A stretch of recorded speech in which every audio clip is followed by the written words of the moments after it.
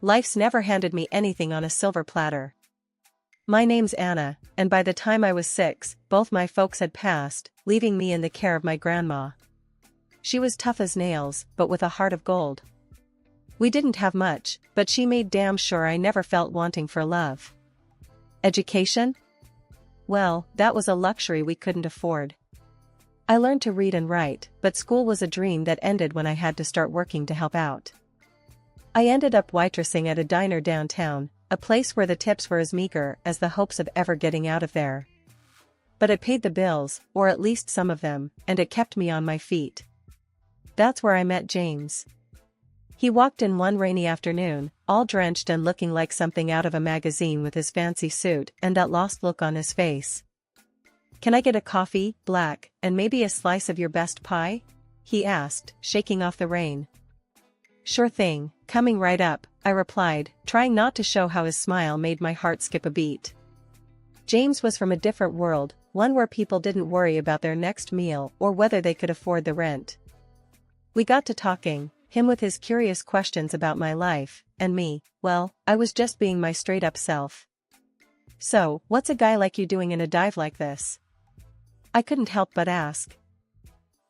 "Just passing through, looking for a bit of real life, I guess."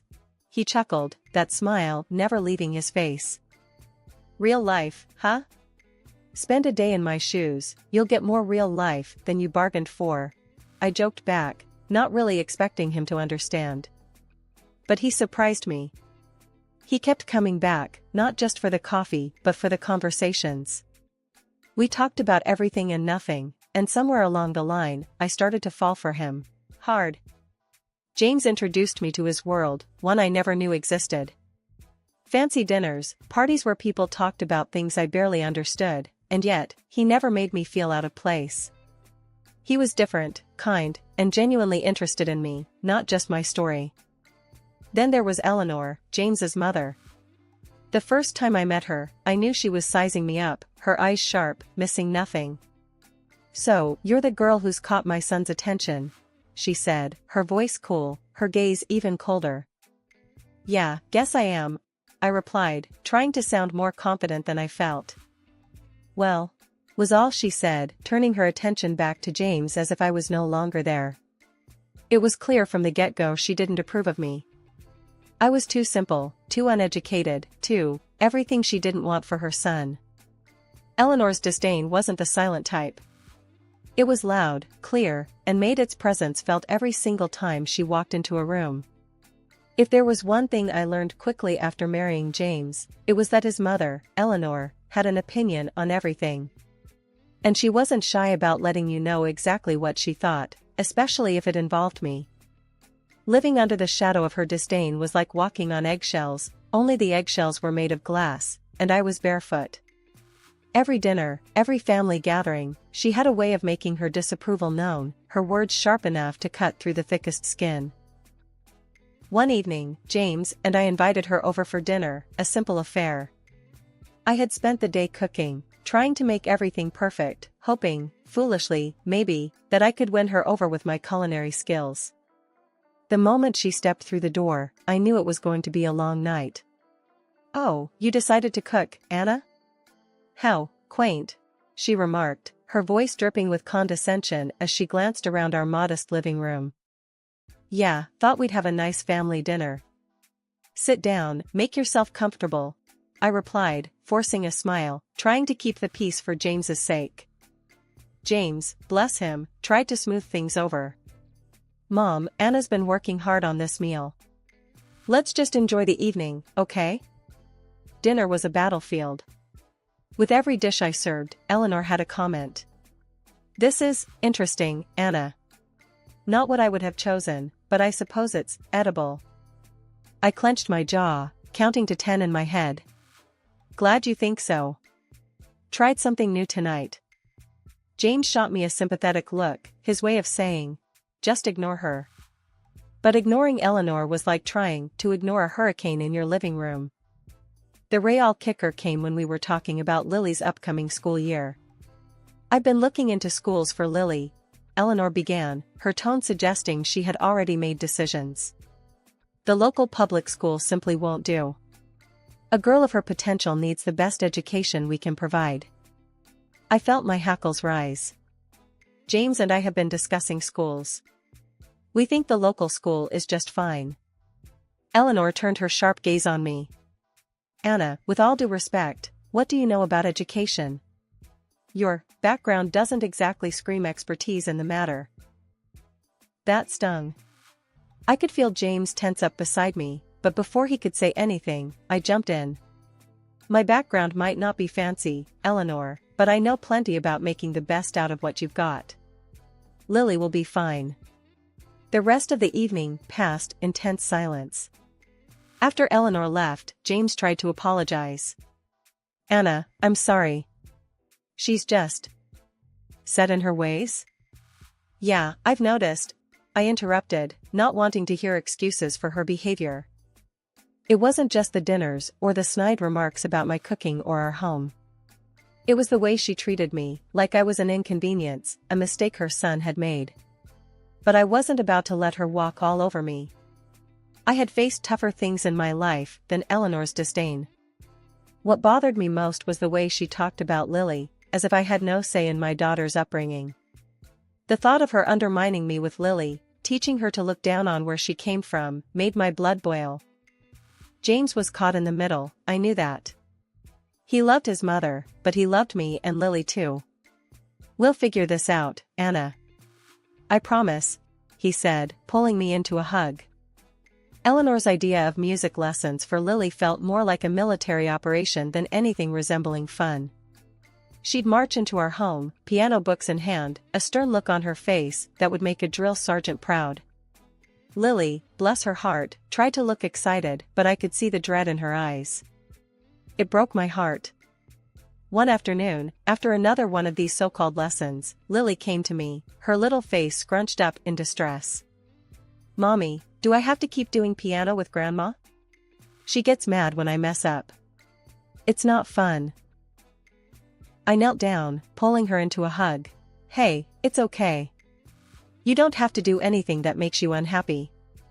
Let me talk to Grandma, okay? Lily nodded, wiping away a tear. It was the last straw.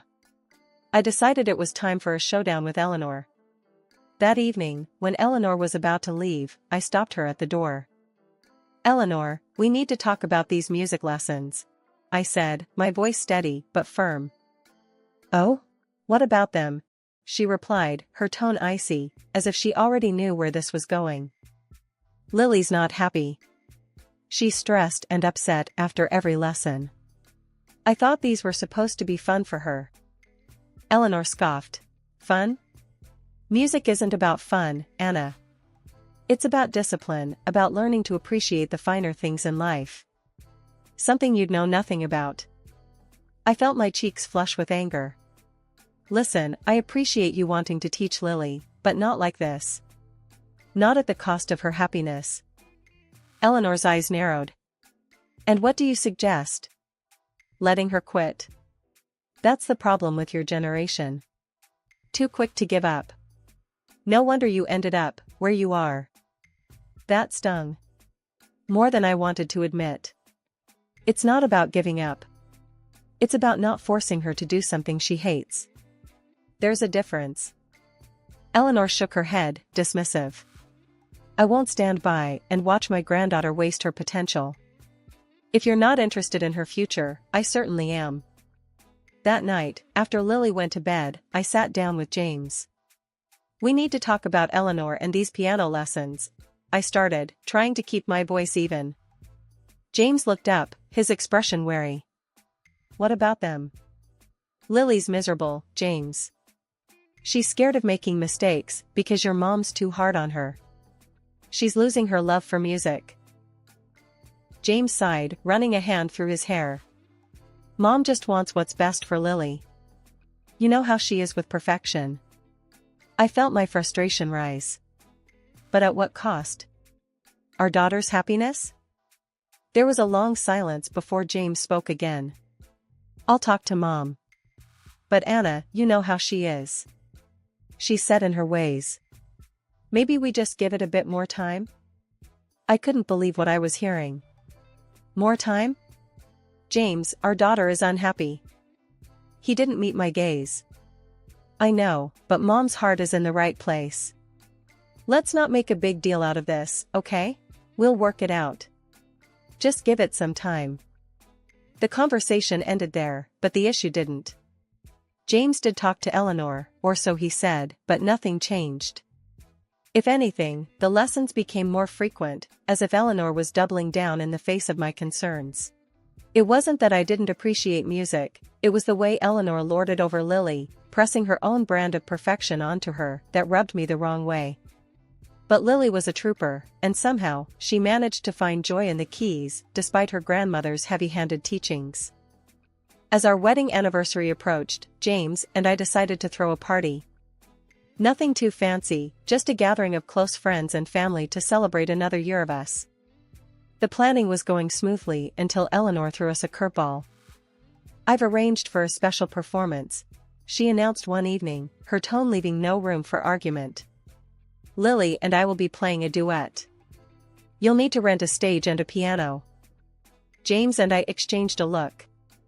A piano? He echoed, clearly taken aback. Yes, James. And make sure it's a grand piano. We'll be playing arpeggios, something Anna here might not be familiar with, Eleanor said, her voice dripping with that familiar condescension. I felt my cheeks burn, not from embarrassment but from anger. The nerve of her, to assume I didn't know what arpeggios were. My grandmother had made sure I was as comfortable with Bach and Beethoven as I was with a frying pan and spatula. But I'd kept my musical skills a secret, a piece of me that I cherished privately, away from judgmental eyes. Not even James knew. But I swallowed my pride and bit back the sharp retort on the tip of my tongue. This wasn't about me or Eleanor. This was about Lily, and if playing this duet made her happy, then I'd move heaven and earth to make it happen. Sure, Eleanor. We'll make sure there's a stage and a piano, I said, my voice steady, despite the storm brewing inside me. Eleanor looked satisfied, her smile sharp as a knife. Good. It'll be educational for you, Anna. A chance to see what real music sounds like. I forced a smile, imagining the look on her face if I sat down at that piano and let loose with a Chopin nocturne or a Debussy prelude. But this wasn't the time for showing off. This was about giving Lily a moment in the spotlight, away from the shadow of her grandmother's expectations. James, bless him, was clueless about the tension. It'll be great, babe. Lily's excited about it, he said later, wrapping an arm around me. I nodded, leaning into his embrace. Yeah, it'll be something all right. As the day of the party drew closer, I found myself feeling more anxious than excited. Not about the party itself, but about that performance. It was a reminder of how much I'd kept hidden from my own family, and of the delicate balance we maintained to keep the peace. The party was in full swing, laughter and chatter filling our backyard, transformed for the night into a slice of celebration. James was mingling, playing the host with an easy charm that made me fall for him all over again every time I saw it.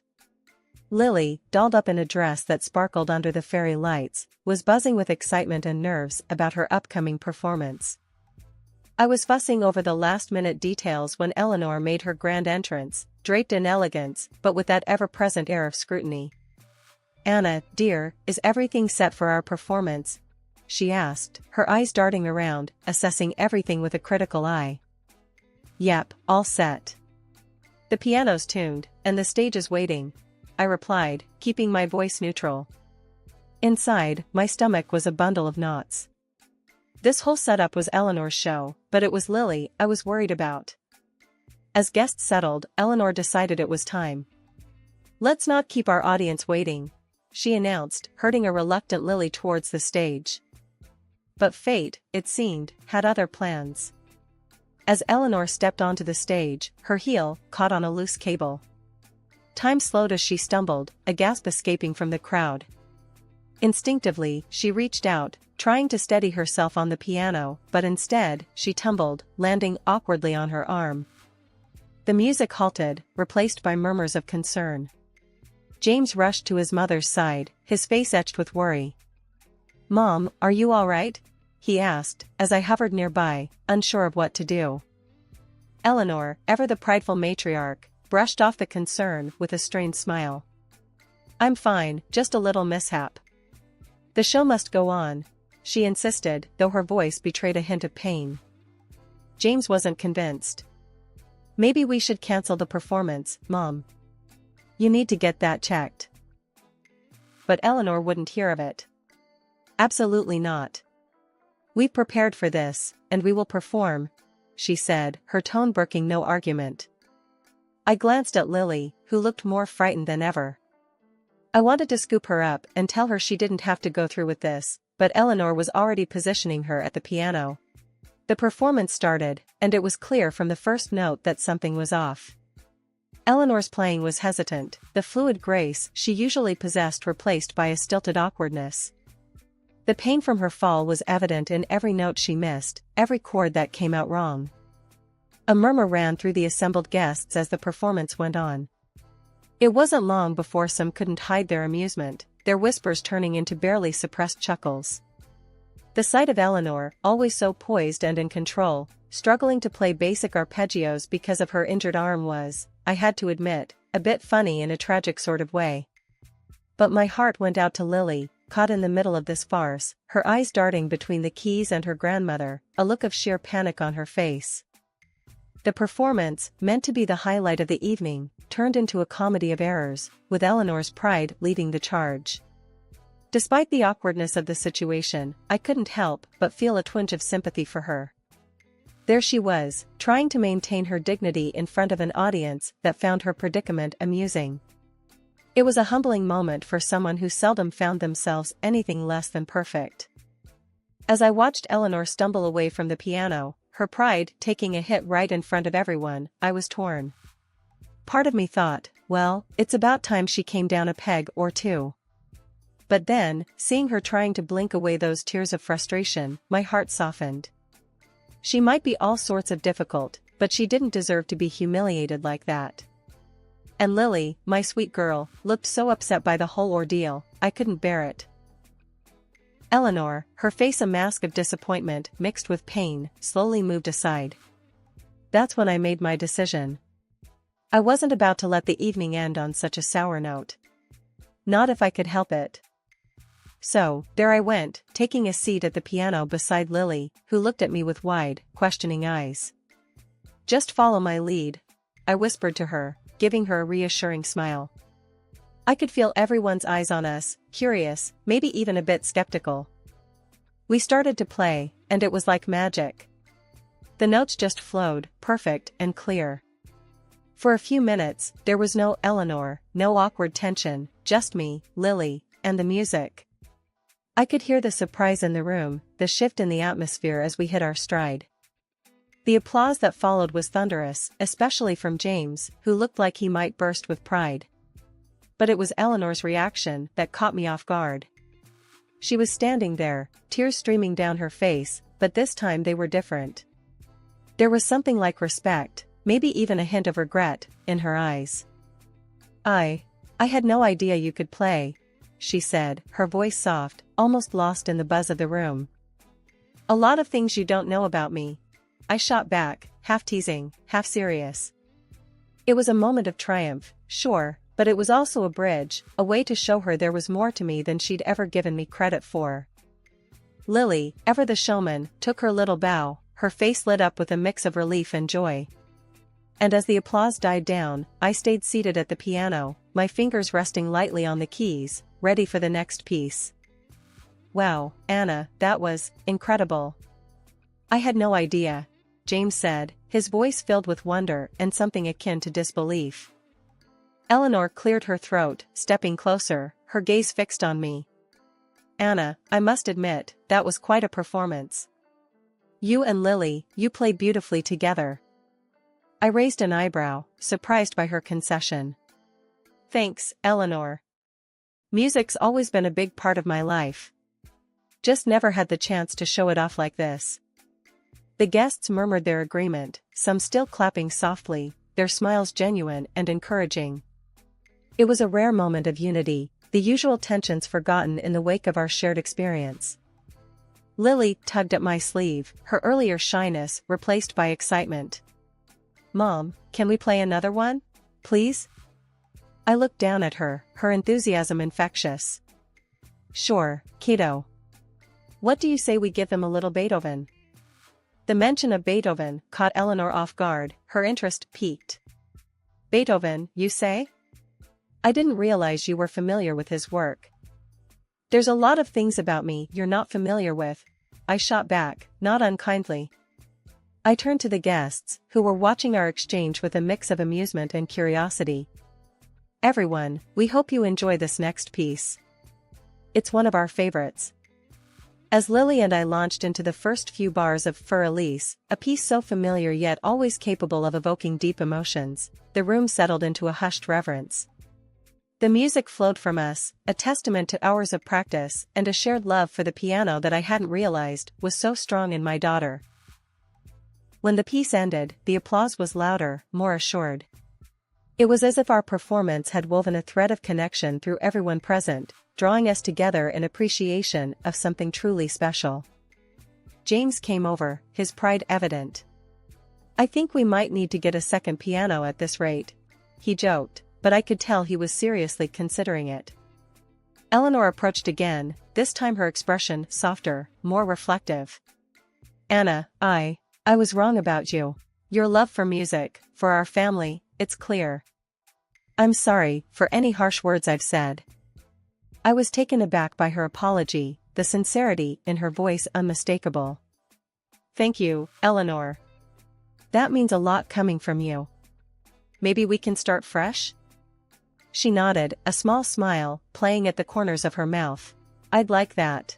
Very much. The rest of the evening was a blur of laughter, conversation, and even more music.